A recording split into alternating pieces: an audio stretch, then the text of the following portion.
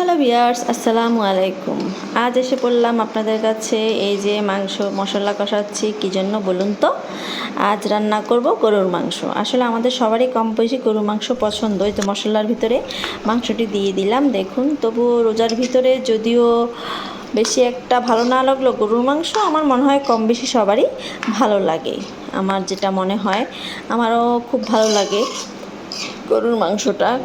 যাই হোক, এই তো মশলার ভিতরে আদা রসুন পেঁয়াজে মানে মাংস কষাচ্ছি। এই কষানোর পরে কিছুক্ষণ পর ঢাকনা সরিয়ে দেখুন কষানো প্রায় হয়ে আসছে, একটু মাখা মাখা হয়ে আসছে যখন, তখন এই তো আস্তে আস্তে লাড়বো। রোজার দিনে আসলে ভাজি ভর্তা ছাড়াও অন্যান্য খাবারের ভিতরে গরুর মাংসটা খাওয়া যায় মোটামুটি। এই তো মাংসটা হয়ে আসলে মাংসটা নেড়ে চেড়ে কতক্ষণ, তারপরে কিছুক্ষণ আবারও কষাবো। কষানোর পরে আস্তে ধীরে কিছু পানি যোগ করব। এই তো আমি দেখুন পানি দিয়ে দিয়েছি। পানি দেওয়ার পর মাংসটা একটু সিদ্ধ হওয়া দরকার। আসলে গরুর মাংস সিদ্ধ হতে অনেক সময় লাগে। আর তাছাড়া আমি প্রেশার কুকার ইউজ করি না।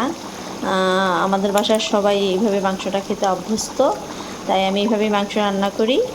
তাই এই তো মাংসটা হয়ে আসছে, হালকা মানে হয়ে আসার পরে আলু দিয়ে দিলাম। এই তো দেখুন আলু দিয়ে দিচ্ছি, মানে মাখা মাখা রাখবো না, একটু ঝোল আলুর মাংস করব, গরুর মাংস।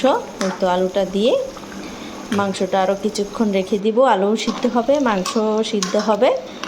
তারপর এই তো দেখুন তেল ভেসে আসছে, ভালোই মনে হচ্ছে। আসলে রোজা রেখে সব দিয়েছি তো মনে হচ্ছে খারাপ হবে না। যাই হোক, ইফতারের পর বোঝা যাবে। এই তো হালকা হয়ে আসছে, আমি জিরা গুঁড়া দিয়ে দিলাম। এই তো তারপর দেখুন উপরে এই যে কত সুন্দর হয়েছে, উপরে তেল ভেসে এসেছে। খেতেও দারুণ হবে আশা করি ইনশাল্লাহ। ভালো থাকবেন, কমেন্ট করে জানাবেন কেমন হয়েছে। ধন্যবাদ, আসসালামু আলাইকুম।